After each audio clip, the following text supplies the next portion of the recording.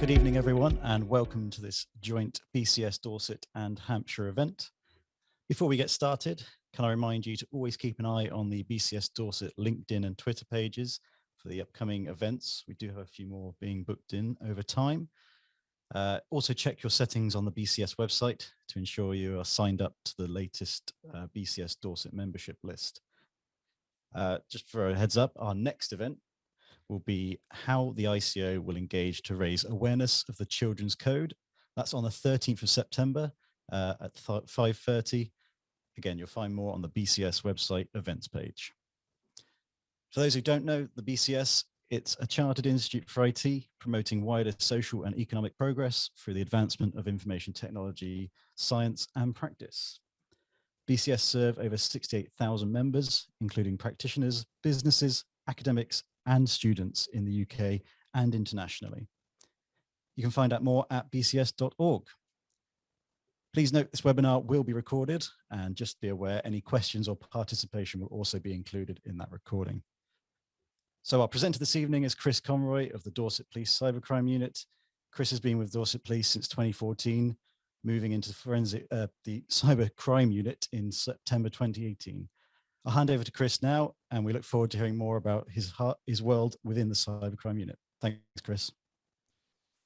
Thanks, David. Yeah, good evening, everyone. As David said, it's Chris Conroy from the Dorset Police Cybercrime Unit. Yeah, so 2018, I moved into this world. Before that, I worked in our control room. I was answering 101 and 999 calls. I moved over into radio dispatching, so sending people to jobs, basically. A big part of that, obviously, was figuring out what we're actually sending people into and using our closed source systems to figure out what they needed to know about the people they're going to go and arrest. Obviously, quite interesting thing to be looking around the amount of information that you find. But then an opportunity came up to work in our Force Intelligence Bureau, which has a 24-hour function, obviously. And in that role, you're tasked with things that are a bit more live, a bit more proactive sort of work around finding out individuals, but obviously you have the benefit of open source research as well. And that's where I sort of turned my specialism whilst I was in there, using open source intelligence to try and find out about our villains, where they are, who they're with, what they're up to, things like that. That really took my interest. And once you start to realize, obviously, the information you can find about people that they probably haven't really considered that they've put out there about themselves, obviously it becomes a bit scary. Started looking at what information was out there about me, which again became a bit scary. And that's where my interest in cybersecurity and data privacy and all that really grew from. So 2018, my predecessor moved on. This role became available. I jumped at it, and I've never really looked back. I absolutely love what I'm doing at the moment. So with that in mind, I'm going to share my screen. It worked a moment ago, and hopefully it will continue to work now. But if you are not seeing a sort of white screen with a blue circle, let me know. I'll have done something wrong, but fingers crossed I haven't. This is what I'm going to go through with you today. Obviously, usually what I do in my role, I'll talk to community groups, businesses, charities, conferences, people who are, let's say, digital novices in a lot of cases. Let's be perfectly honest up front. There'll be, pretty much everyone in this room will know a lot more about computing than I do, given the nature of what you do for a job. So I'm not going to go through all the sort of stuff I'd usually do about telling you about passwords and things like that, because let's be honest, you know it. I am going to go through some stats, give you a bit of a picture as to how bad cybercrime really is in the UK, and sort of Dorset as well, specifically in parts. The national structure in terms of our response to cybercrime. So what the UK have in the sort of fight back, basically. The 4 Ps, something we adopted from counter-terrorism. We have that now under the cyber. So we have protect, prevent, prepare, and pursue. I'll go into a bit of detail about what they are. Talk about a couple of examples very briefly of jobs that we've been involved with, one with a successful outcome, one unfortunately without. Just a quick caveat on that one. Again, I'm sure you guys will appreciate anything operationally sensitive. I won't be able to go into a great deal of detail about. However, if you do want a bit more information, there'll be time for questions hopefully at the end. I'll answer what I can, again, without stepping over any sort of lines that will get me in trouble with the bosses. Resources, so the things that are available now from the National Cybersecurity Centre and other places that can help organisations stay safe and then what we ask of people when it comes to reporting cybercrime, and a little bit of why it's so important. Hopefully why it's so important will become clear in this first part when we talk about statistics. So in terms of cybercrime in the UK, we are probably the only organization that does this, but we class it in two ways. So we have cyber dependent crime, hacking and malware, things that obviously rely on a computer to be able to be carried out, basically. This is basically computer misuse act offences, things like that. We call them cyber dependent. And then we have cyber enabled, so it's any other crime that can be enhanced or carried out through the use of a computer. So phishing scams, romance fraud, to an extent, I suppose, even selling drugs through the internet, it would be classed as cyber enabled in a way. We see the big ones, phishing, romance scams, CEO and mandate fraud, things like that. So they've changed how these figures are recorded, as I found out today when I was just trying to refresh them. The Crime Survey for England and Wales used to paint a really, really bleak picture of how cybercrime is affecting the UK at the moment. They've actually split that now. So the Crime Survey for England and Wales shows you only the results for face-to-face sort of surveys, and now there's the telephone-operated Crime Survey for England and Wales, and that's where the true extent of crime can really be seen. So in the 12 months leading up to December 2020, that's the most up-to-date figures they have on there at the moment, 1.7 million people said they were victim of computer misuse act offence of some variety. Hacking of social media, email accounts, in those figures, obviously, they saw a 26% increase in that 12-month period over the last 12-month period. Malware increased by as much as 30% on the previous period as well. I'll probably assume that's going to be off the back of a spike in ransomware attacks and things that we've seen in sort of growing almost exponentially really over the last couple of years. And as many as 4.5 million people reported fraud offences in that same period. Now, I include fraud here because the last figures we had showed that 80% of every fraud in Dorset, and I believe it's a trend pretty much across the country, has some sort of cyber element to them. So we class them as cyber-enabled fraud. So like I said, phishing emails, I'm not that great at maths, but if we're to do 80% of that, that's high 3 millions basically, isn't it, of fraud offences, so, or specifically cyber fraud offences, just in 12 months. So I'll show you these figures here. This is a really nifty thing that they've released now from Action Fraud and the National Fraud Intelligence Bureau. So we used to get this PDF come through every few months. It gave us a bit of an idea as to what was going on all over the place. Now there's this interactive dashboard. It's available on the Action Fraud website. There's a couple of links so you can go through and find this. But this shows the extent of cyber criminality in the UK as a whole over 13 months. We've got 13 months of data there. I just want to draw your attention quickly. On that last slide, obviously, we mentioned about 1.5 million cyber-dependent crimes, 4.5 million cyber-enabled crimes. That's about 6 million.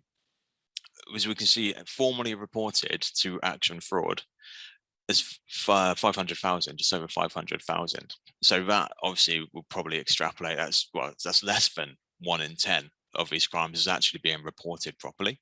So when we look at that 2.7 billion pounds worth of loss in 13 months, we could probably take a fair guess that that's about 1/10 of what was actually lost, but we'll never know because it's not been reported through the conventional channels and the proper methods that we obviously ask people to make those reports.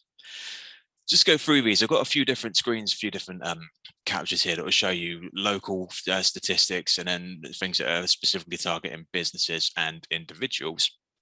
And we can see here, obviously, this big green column, rather unhelpful and vague, none of the above classification for crime. So that's just everything that didn't quite meet one of the specific criteria that they record against. So we kind of have to write that off as a lot of just low-level crime. The one we're interested in is this blue one here. So online shopping and auction fraud, huge problem with 108,000 cases reported in that 13-month period there. Easily the biggest kind of fraud that's facing people, particularly individuals around the UK. 36,000 reports of advanced fee frauds. Now this will have a bit of a business element too, obviously with mandate frauds and CEO frauds, so fall under these sort of categories here. Huge numbers. And like I say, this is pretty much just 1/10 of what's actually going on. If you take the Telephone Crime Survey for England and Wales, obviously on face value. I was trying to figure out what happened in February and March time around here down the bottom that would have caused that big spike there. Best guess on my part is going to be that it was probably maybe the announcement of the extension on furlough, something like that. February, we'd have seen a big spike in frauds because of Valentine's Day. So, as again, you're probably very aware, cyber criminals are very clever. They turn what they're doing to theme it seasonally, essentially. So around Christmas, we'll see a bit of a jump with people falling victim to online shopping scams. February, people falling for romance fraud, and obviously COVID. It's been a year and a half now, pretty much, of perfect conditions. So it's a year and a half. Again, I've lost track of how long it's really been. Over a year at least of perfect conditions for cyber criminals to be able to say, right, well, this is probably going to scare people, so I'll use that as my phishing email hook, or this will give people hope. This furlough scheme, I'll use that to try and snare people and steal their information. That's why obviously we see these sort of spikes here and there that loosely tie in with things that have happened. Now, these figures are just Dorset. So 6,000 reports in that 13-month period, £22.5 million worth of loss. So Dorset, last time I checked, had just under 800,000 people in the conurbation of Bournemouth, Poole, Christchurch, and obviously West Dorset as well. £22.5 million, so an area that's relatively small and probably perceived as relatively sleepy. That's a big amount of money. And again, if we're going to take on face value that crime survey, probably talking more in the region of 200 million, where all the things that haven't been reported should be included in those figures.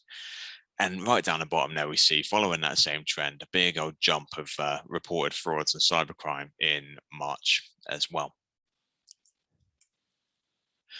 So this here is probably one of the more interesting slides, in my opinion, at least. Obviously, there's misconception that we have when it comes to fraud and cybercrime. You speak to someone about why Dorset gets hammered in particular. There's been a few articles lately in sort of mainstream media about Dorset being a cybercrime or fraud hotspot. Some of them misreported, the numbers weren't quite right.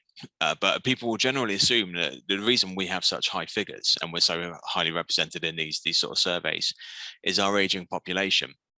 This here is a breakdown of sort of decades age-wise of people who have fallen victim to things. And as you can see, 60 to 70, 70 to 80, 80 to 90, it's just dropping off in terms of the number of victims that we're actually seeing.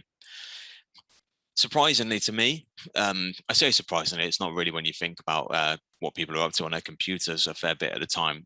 20 to 40 appears to be the sweet spot for people falling victim. And these are people we'd probably call, if you like to use that term, digital natives, who you'd think would probably know better.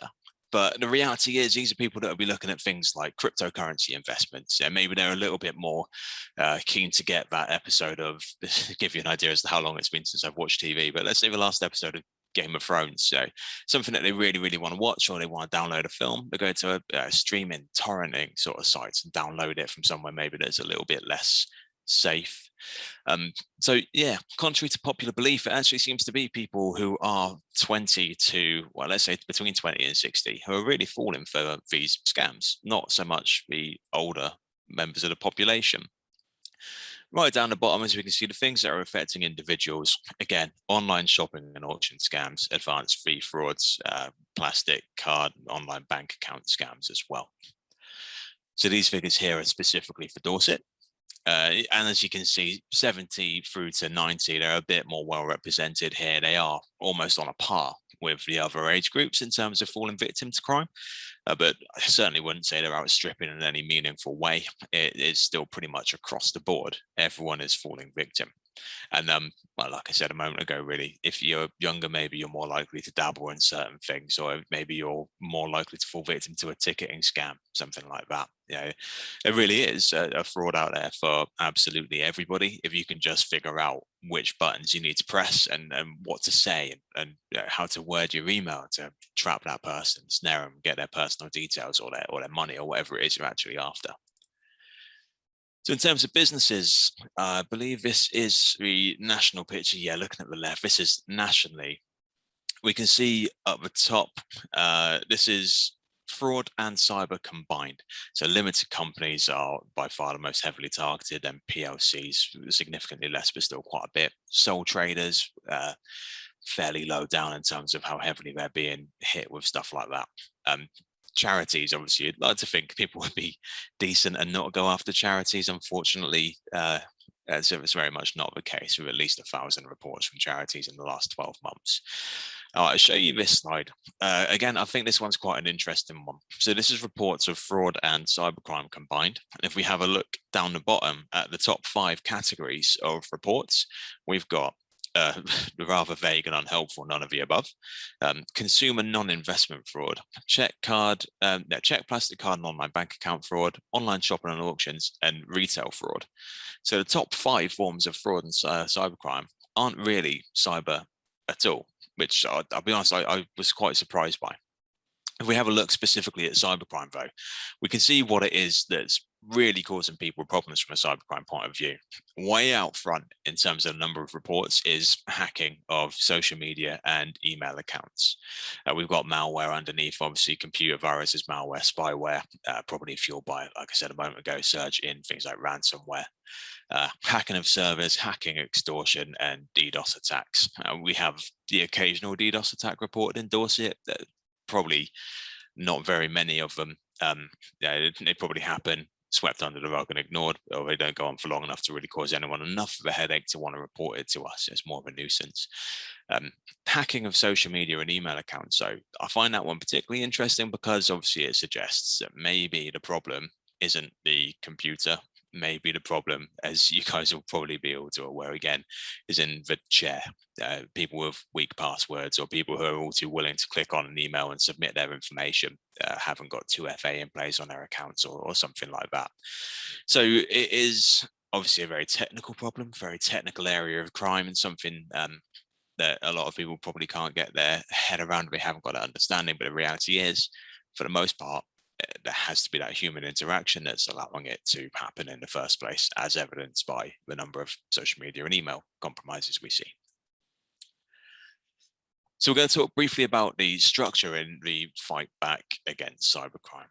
And right at the very top, we have the National Cybersecurity Centre and National Crime Agency. So the NCSC, obviously, they deal with critical national infrastructure, things like that. When there's particularly high profile campaigns or cyber attack campaigns, it'll be them that deliver packages of information and things that we can disseminate to businesses and organizations to help with their safeguarding. So the strong technical advice that we need to give people to keep them safe is crafted and distributed by the NCSC. Then we have National Crime Agency as well. And as you'd expect, they're dealing with the big international sort of jobs, working with Interpol, FBI, and all those people trying to bring criminal groups abroad to justice. And again, that's one of those areas that we definitely struggle with at a local level. That's why we really benefit from those ties, obviously, with big international partners like FBI, Europol, Interpol, and all that sort of stuff. So what we actually do at a local level is more or less directed by City of London Police and Action Fraud. So the City of London, they hold the portfolio for fraud and cybercrime. They're the national leads for fraud and cyber, and the policing response, obviously, to those areas of crime. Action Fraud is probably a system you're largely familiar with. Obviously, that is the National Reporting Centre for Fraud and Cybercrime. So if you fall victim, that's who we ask you to get in touch with. And what they'll do, obviously, they take reports, distribute them to the relevant forces, so they're followed up and investigated. And they deal with the planning of campaigns and things like that as well. So City of London and Action Fraud, when it comes to sort of January time, they'll start pumping out material saying, right, February's approaching. We want everyone to coordinate their campaigns around romance scams. And we're coming up to June and July's here. Let's make sure everyone's talking about holiday fraud, because they know the patterns of criminality and reporting. Obviously, they can tailor those messages accordingly and make sure we're all giving pretty good, robust advice across the board. So underneath that, we have the Southwest Regional Cybercrime Unit. So they encompass Devon and Cornwall, Dorset, Avon and Somerset, Gloucester, and Wiltshire. Those of you who are over in Hampshire, your force will fall under the remit of the South East Regional Cybercrime Unit, and it will be basically every force east of Hampshire will fall under them. This is a really good way of doing things, really. So we were given a few options a while ago, had to try and figure out how best to proceed under our regional cybercrime units. So we're all locally managed. but we have oversight from the regional unit. So they know what we're up to. They can give us advice, guidance, and steer us. But at our core, we're still very much working at a local level, doing what we want to do in response to what we know is going on in our communities. So it's worked really, really well, giving us that freedom to respond to stuff fairly agilely and do what we need to do. So I've just whacked in the Dorset badge here because I didn't want to have to Google all of our border enforcers and their various crests, but that's just to remind me to talk about what we're doing at force level. We'll move on to that in a mo. In fact, that might even be... you know what? I completely forgot I made this slide. It pretty much explains everything that everyone does. So I just spoke all of that and I didn't need to waste my time finding those icons to put on there. So we'll move on to this one instead. So at a local level, as touched earlier on, the 4 Ps of protect, prepare, pursue, and prevent. So this is my bread and butter, really. Cyber protect. So I work as the Dorset Police Cyber Protect Officer, and I have 2 counterparts in Devon and Cornwall, 2 in Avon and Somerset, 2 in Gloucester, no, 2 in Wiltshire, and 1 in Gloucester, all working in the same sort of sphere. So we are essentially charged with delivering free, impartial cybersecurity advice and guidance to community groups, businesses, charities, talking at conferences, cyber awareness training for those businesses as well. So basically anyone who feels like they benefit from sort of safeguarding training rather around online safety for their staff, they can come to us, and obviously it's completely free. And we go along at a time to suit them. Obviously a lot of it lately has been done through Zoom, Teams, all those sort of things. And it's been working quite well. Got to be honest, I'm looking forward to finally getting out and about and doing some in-person talks again. I was fairly big on the Women's Institute scene before the pandemic hit, and I was never short of lemon drizzle cake and cups of tea, which is definitely a perk of the job. But like I say, at the moment, I've got to settle for homemade, which isn't quite as good.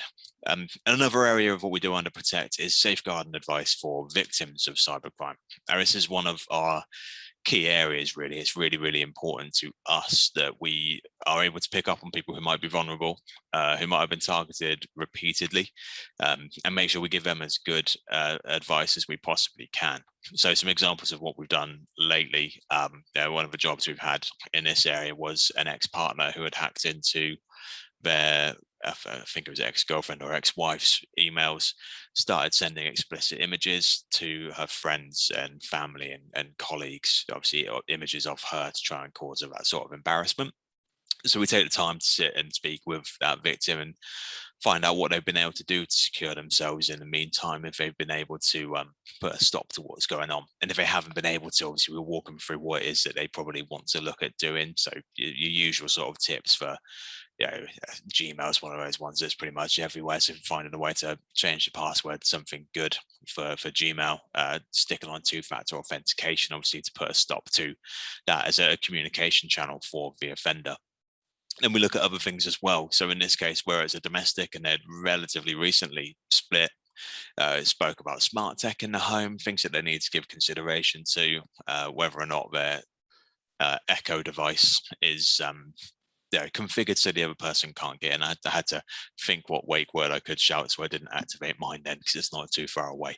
But yeah, they're Amazon devices. Now, can the offender start sending abusive messages through them using the app, or could they be in that account still making purchases through the Amazon account? Just making sure people are thinking of all the right things they need to do to keep themselves safe going forwards. And that's one of the metrics we're measured against. 100% of our cybercrime victims have to be given that robust safeguarding advice, and we have to be satisfied, obviously, that we've done everything we can to help them resecure their digital lives, basically, and make them feel safe online. Prepare is essentially the same as cyber protect, and truth be told, we don't do a great deal of specifically prepare activity in Dorset. We kind of do, but we just roll it in under the banner of protect. Like I said, prepare is essentially the same sort of thing. It's more proactive. Obviously, we're not waiting for victims to come forward. We're going to we're going to members of the community and businesses out there saying, we need to make sure you're doing this. Do you want your staff trained and things like that? All around helping that business become more resilient and hopefully much less likely to fall victim in the first place. Then we have cyber pursue. This is one of the sort of areas that gets a little bit more interesting and a bit more gritty. This is the actual investigation of live cyber incidents as and when they come in, reactive responses to things like ransomware, looking into people's hacked accounts to try and help them figure out maybe where that compromise has been. Gather information and intelligence of things through open source intelligence research as well. And one of those areas that is phenomenally interesting. Like I said, I've got a couple of examples I can touch on very briefly of things that we've been involved in around that sort of area. And then cyber prevent. Again, this is an area that I personally find very interesting as well. It's a scheme, basically, or a set of schemes aimed at diverting young and skilled, hopefully skilled individuals away from a life of criminality. So as an example, reasonably recently, lad at his school was found to be sending emails to and from him rather to a YouTuber. And in that conversation, he had made mention of building basically a virus that he had intended on releasing on the school system. He was bragging about how he's been put in isolation, but he was in isolation and they're giving him a school network laptop. And because they weren't watching him properly, they thought they cut off his internet, but it was able to hotspot. And he was talking about all these things that he had done, bragging about all the things he is planning on doing, and the school picked up on that. Obviously, this is a young lad. He's 15, 16, looking to go to college within a few weeks. It was not long before he finished school properly and was doing his exams, then going off to college. Really, really keen to make sure they didn't completely ruin his life, which convictions of this nature possibly could, depending on what it is he wanted to go into. So the whole idea is, rather than criminalize kids, it's about diverting them away from that life of cybercrime, and giving them tools and things that they can do to harness that ability in a more positive way. This lad, he was very sharp. He was talking about writing logic bombs to fill devices with just junk files, completely obliterate the spare storage space on these networks and bring them to a standstill. And he was talking in quite good detail about how it actually managed to do that. So I think a fairly credible threat to his school.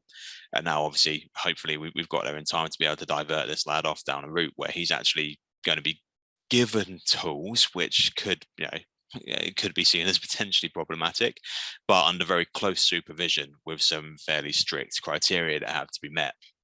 There are other things that some organizations higher up the tree can manage. So the Southwest Regional Cybercrime Unit can facilitate apprenticeships, for example, with people, train them through things like immersive labs, where there are certain courses they have to sit around Computer Misuse Act offences, and they have to basically have it hammered home that what they're doing wasn't quite right. Because a lot of the time, things like that are kids who are curious. They think it's fun. They don't realise that DDoS in their school, for example, is going to cause an awful lot of problems for an awful lot of people, and they just need that formal reminder that actually it's illegal for a reason. So that's the 4 Ps: protect, prepare, pursue, and prevent. And that largely dictates how we handle cybercrime in force. So touch on another example and show you how they fit into that sort of investigative timeline.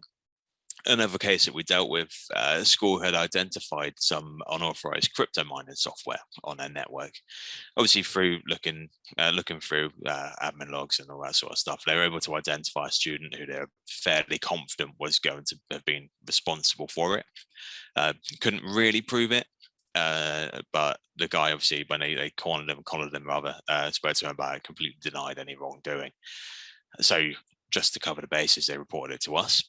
School reported to the police, comes to a colleague in our team, and starts looking into it, and decides that he's going to turn to, obviously, this kid's online presence. So starts doing a bit of open source research on this kid. Finds I believe it was either Xbox or PlayStation, an online gaming account in this kid's name, with a gamer tag, or whatever the PlayStation Network equivalent of a gamer tag is, associated with that account. Turns to the internet, bangs that in, starts searching around, and lo and behold, this username appears in hacking forums. So he's having a look through the conversations, and this lad basically coughs to, when I say coughs, he brags to somebody within this forum that he has managed to shoulder surf an admin's password, So as someone was logging onto their computer, he was looking over their shoulder, clocked what their password is. So he goes home, goes onto this forum, and he says, "Oh, by the way, I've got this piece of information. What should I do with it? What do you reckon would be funny to do?" So this forum started giving him tips and advice. Somebody asks him outright, "How did you get it?" And that's where he puts his confession. And yeah, he didn't really bank on somebody coming along a little bit later, finding him basically saying exactly what he planned on doing, exactly how he'd managed to obtain this password. And then again, young kid in school. Do you want to go in there heavy-handed, potentially ruin his life and his prospects by giving him criminal record for something, let's be honest, silly and fairly irritating, I'm sure, for the staff at the school in question, but not that destructive. Yeah, no, it wasn't really considered to be the best way forwards. So we had a bit of a chat between the school, the offender, and then found a resolution that was suitable basically for the school. They were satisfied that it was going to put a stop to him doing what he's up to. It would be of benefit to the student and obviously not impact negatively on his prospects going forwards, and everyone was happy. So that's exactly where cyber prevent comes in, just making sure that everyone is essentially in a position where they're better off afterwards, basically. And then obviously we stepped in from a cyber protect and prepare capacity as well, because if it's possible for a student to shoulder surf and take somebody's login credentials, it's probably a good idea to have that chat about cybersecurity in general. It happens, obviously, but admin passwords is, again, you're all too aware, the holy grail, basically. You need to make sure you're looking after them good and proper. So that's where we came in from, that cyber protect / prepare angle as well. So it wraps around that whole investigation, making sure we cover as many of the bases as we possibly can. So I'll talk now about another example, and this is one I touched on earlier, where we unfortunately weren't able to get a completely positive outcome. The reasons for that will become very clear fairly obviously when I run through this, but I'll give you the example anyway. So it's February 2019, and we get this report. It's a few days after the incident that actually happened, I believe, but the story is essentially this. So a local organization's employee leaves for the day and returns home, but realizes that they've forgotten to do something. So the organization in question thankfully allow people to remote back into the network from home. So he uses his work issued laptop, goes to the portal he needs to go into, or tries to go to that portal rather he'd usually log in through. Can't remember the URL. So this is where his first mistake comes in. He turns to good old Google. Now, again, probably all too aware, you Google something, the first few entries that you generally get are adverts, paid for adverts that appear above your search results. That's what this guy failed to realize. Finds what he thinks is this portal, is right at the top, clicks on that, goes in and starts entering his credentials. So he's there on the portal, logs in, thinks he's going to go into the through RDP and log into the institution that he works for. And little does he realize, obviously, that advert is actually something a bit more malicious. It's actually a fake advert hosted, that portal was hosted on a server in Germany. So he's just sent his credentials off through the internet to completely unknown, untrusted web server somewhere else. Now, at the other end of that is a criminal group. I believe investigations narrowed it down to somewhere in China. So Chinese criminal group compromised the server in Germany, use that to make these fake adverts and wait for people, or these adverts rather for fake portals, and waiting for people to land on it and log in. So he sat at home, enters his email address or his login credentials, enters his password, and it just goes straight through to this offender the other side of the world, who clearly, realizing what they've got, logs straight into that network. So we're in there, they're having a poke around and they see what they can find. And obviously find a big old list of contacts in the guy's email inbox, outbox, contact list, whatever. So they send a big old burst of emails to all of these people. They don't attack that initial school. I wasn't supposed to say that. Doesn't really matter. They don't attack that initial institution. They actually go through the contacts and start sending it in a much more broad sense to an awful lot more people. Obviously, the reason for that being, if it's coming from one organization to a bunch of trusted contacts, they can take that one victim that they've snared and turn it potentially into hundreds, because if they look at that email that they receive and say, oh, I remember John Smith, I spoke to him at a conference, what's he after? I'll have a look at this email and I'll take a look. So that's what they did. Big old email bomb to an awful lot of people. So that was late, I believe, on Friday. Comes to Monday, people come into work and they see they've got these emails. And this is another institution somewhere else in Dorset where somebody looks at the email and thinks, okay, I'll have a quick look at that and we'll see what it is. So they open up this document. I know this isn't the actual document. I just have this one in here just to demonstrate that little link at the bottom. What it actually was a document that said something about, here is the that staff information you asked for. And it was a Word document or an Excel spreadsheet, one of the two. That was, here's the staff information that you asked for. So giving this indication, obviously, that it's something that person should be expecting. It's coming from a trusted contact, maybe someone they've not spoken to for a while, but why wouldn't they be trustworthy? And people clicked on it. So they click on that link, and this is basically what we were able to find by looking into it, what was embedded behind that link. It basically took you to a drive-by download website with this particular form of malware that calls out to the internet, trying to download further software to the computer.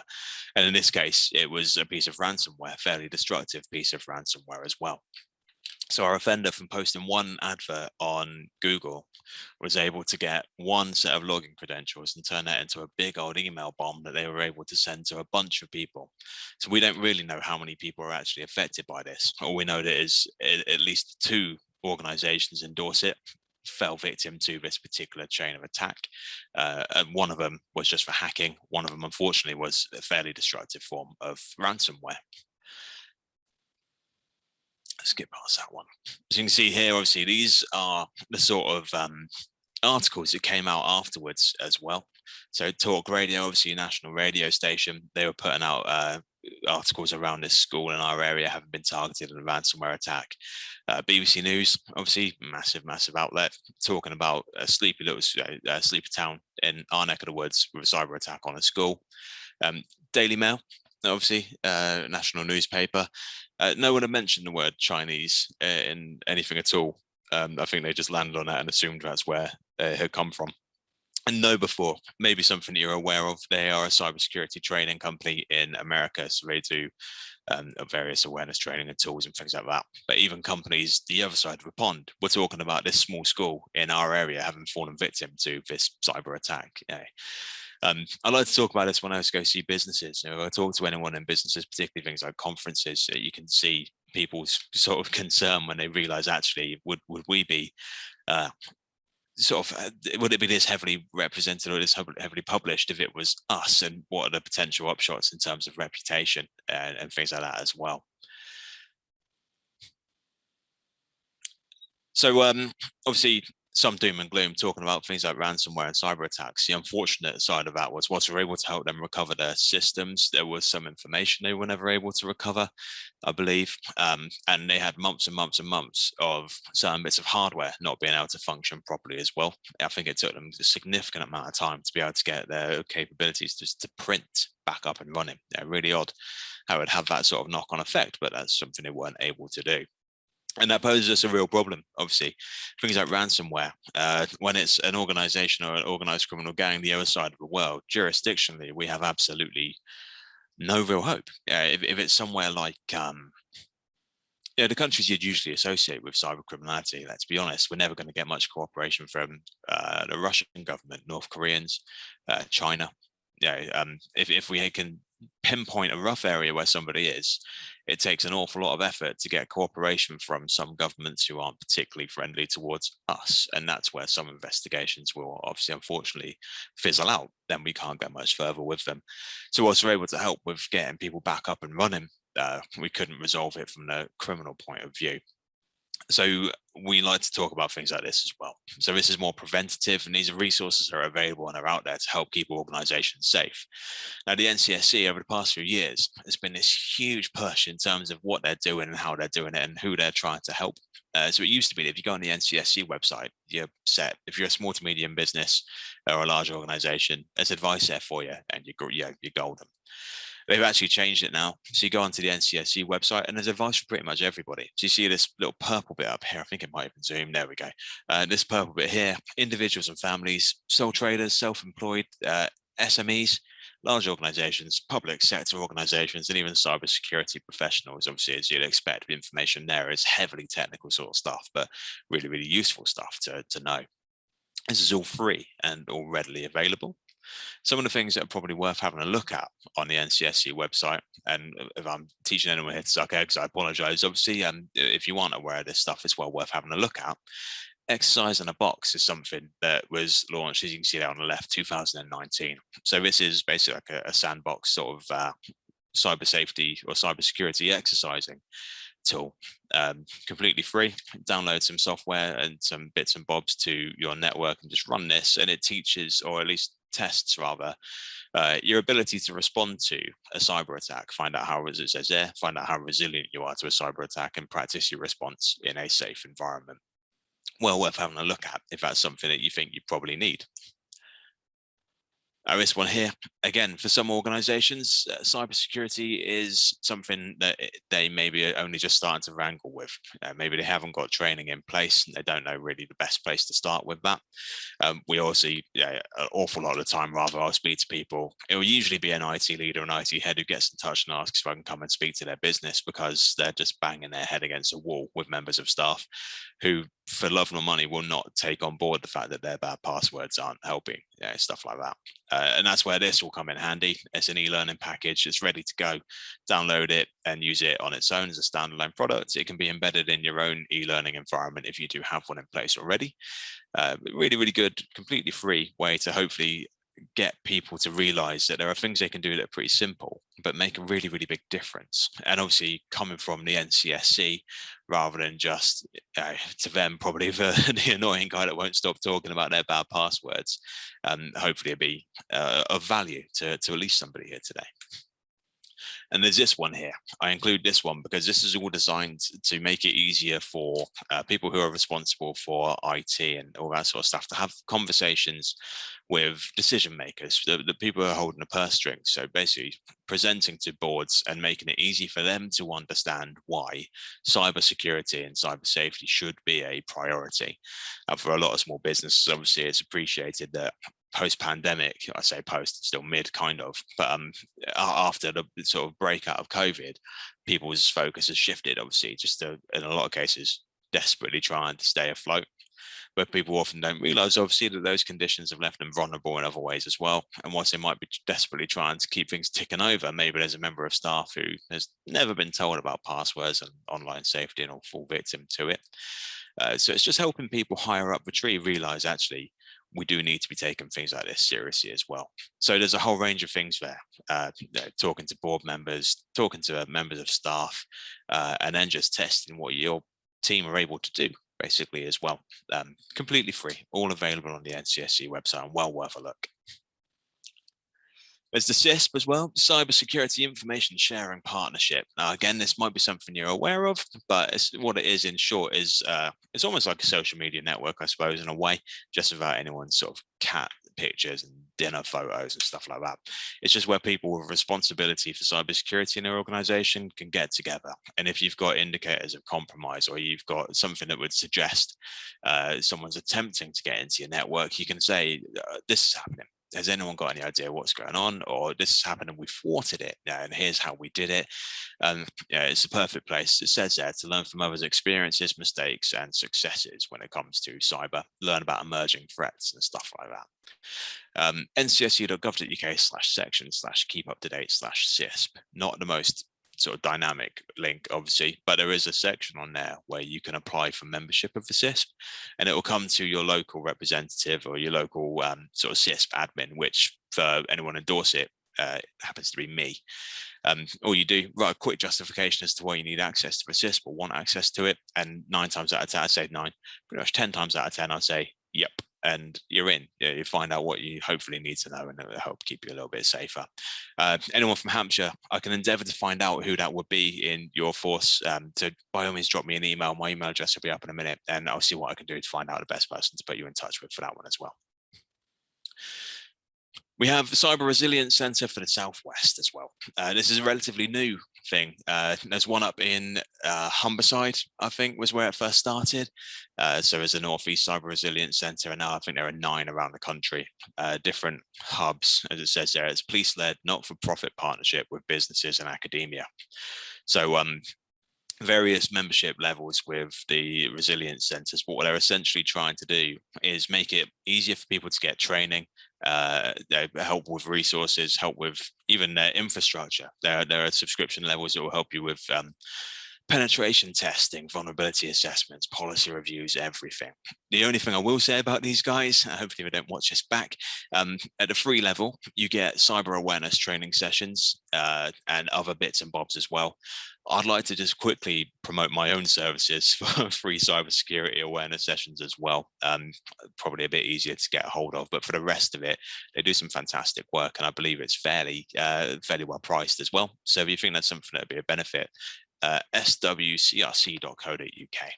Like I said, it's police-led. It's nothing to do with Dorset Police. It's based up in Bristol, but it's Dorset Police officers who are actually heading it up.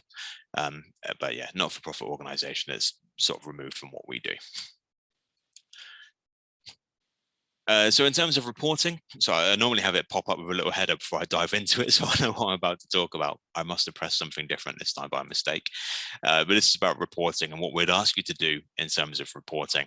So the Suspicious Email Reporting Service, or SIRS, this came about in June of last year, and it's been fantastically well received. It's been really helpful. And the whole idea of this is that it's made phishing emails and reporting phishing emails so much quicker.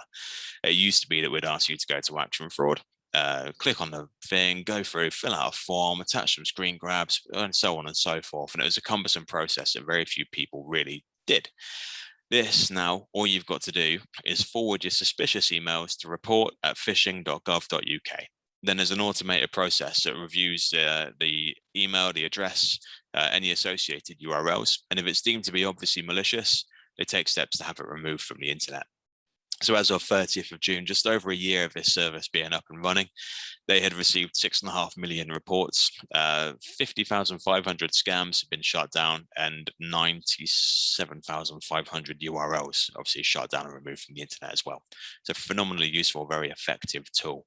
I believe, now don't quote me on this, but I believe there is work underway at the moment to have this as something that can be integrated with Outlook as well. So there'll just be a little button at the top to hit report phishing, and just like that, that email goes off to the NCSC to be ripped apart and then binned if it's something that they need to have removed from the internet. It's really, really good.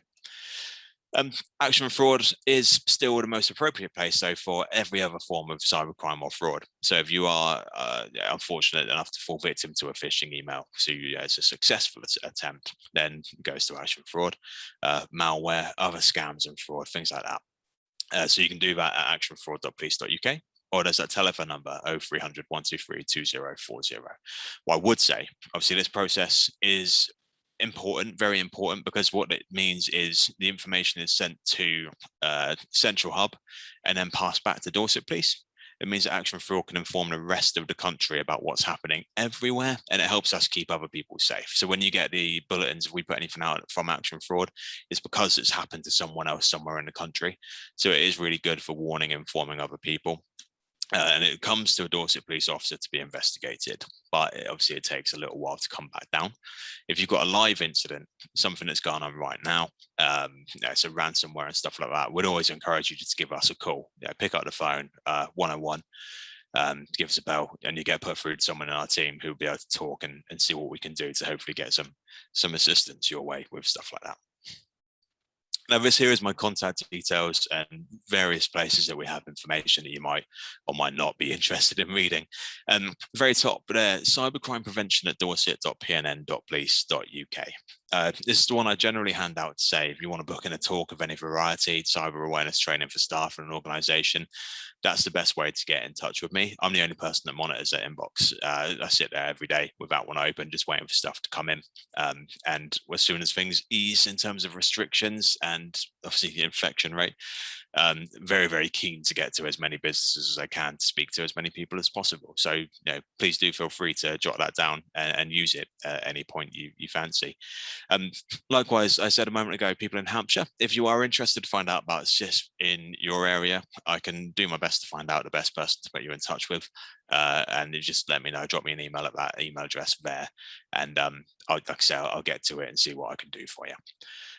So those websites as well, dorset.police.uk/cybercrime. That's our local website where we've got information, links to all the different things that I've spoken about today. So the NCSC resources, if you somehow forget how to spell NCSC, you'll be able to find the links on there, take you through to hopefully what you're looking for.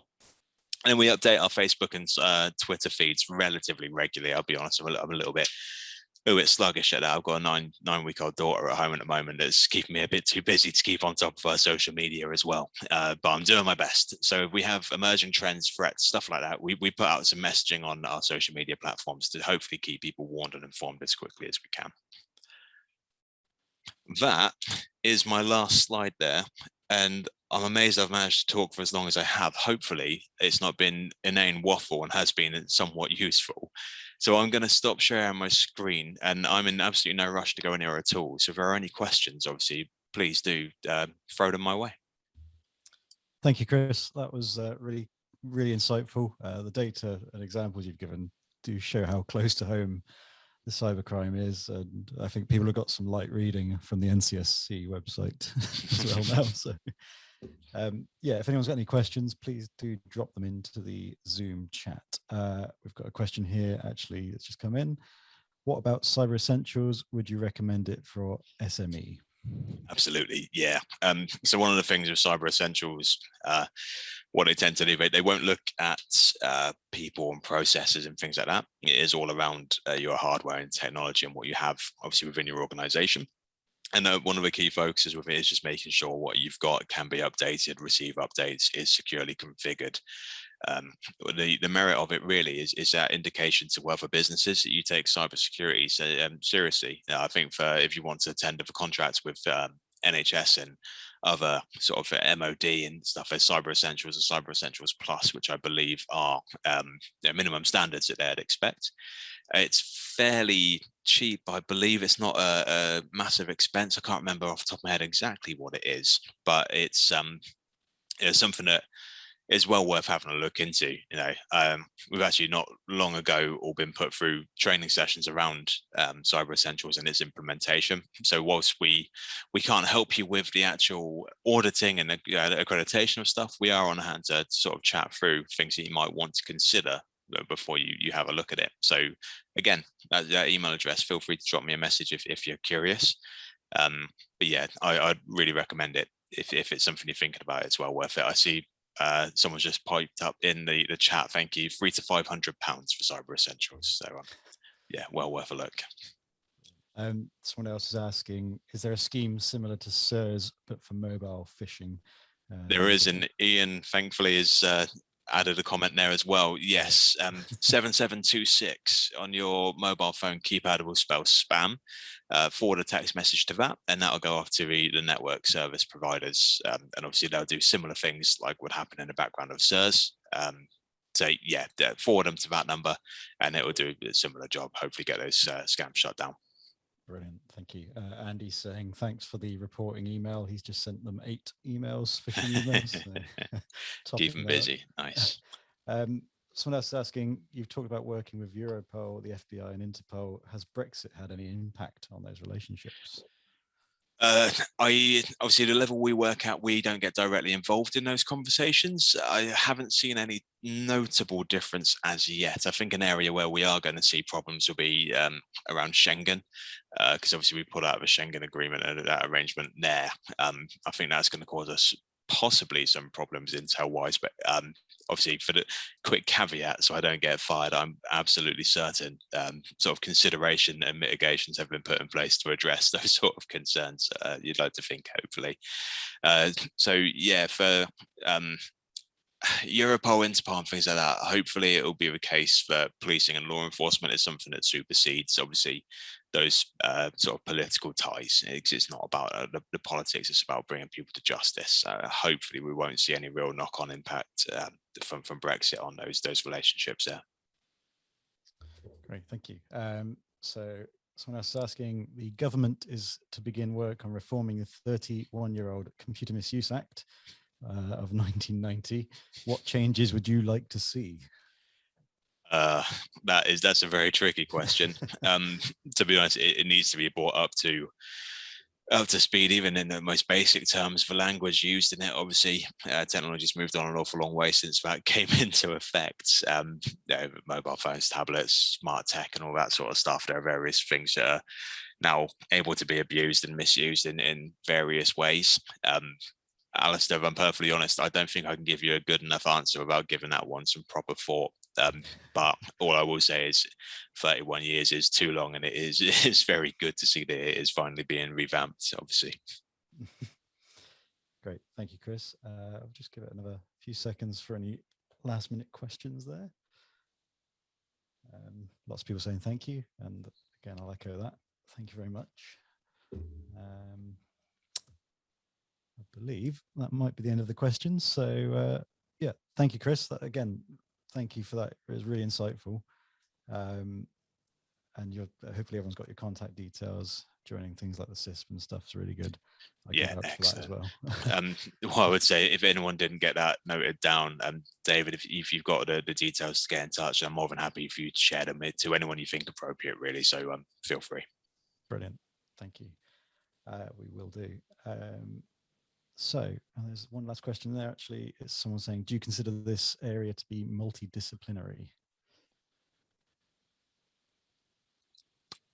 Trying to get my head around quite what you mean, Maureen. Sorry. In that it's an area, I suppose, where there are many hats to wear, and obviously a lot of balls to juggle. So I personally, I do.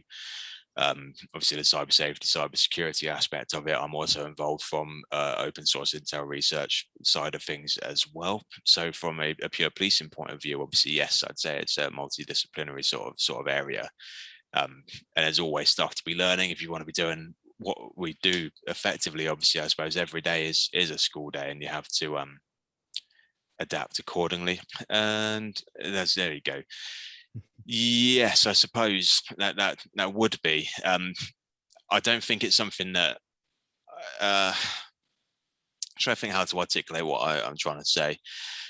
Multidisciplinary in that you probably want an awful lot of people with good levels of knowledge in certain areas, rather than people who are skilled in all of them, but to a lesser extent.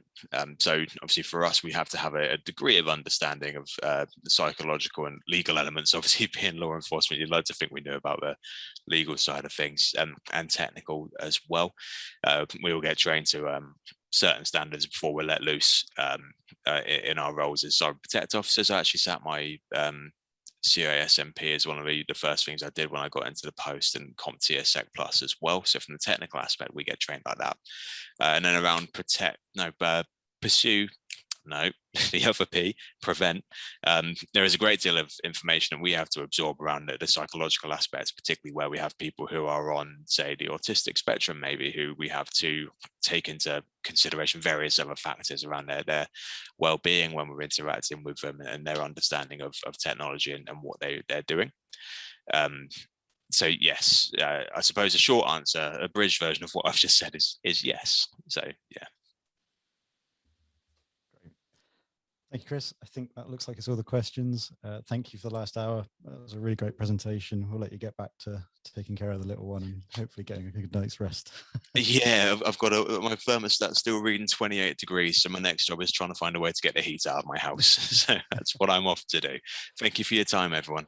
Thank you very much, Chris. And everyone, don't forget to keep an eye on the BCS website events page for many more webinars. And thank you for attending. Take care.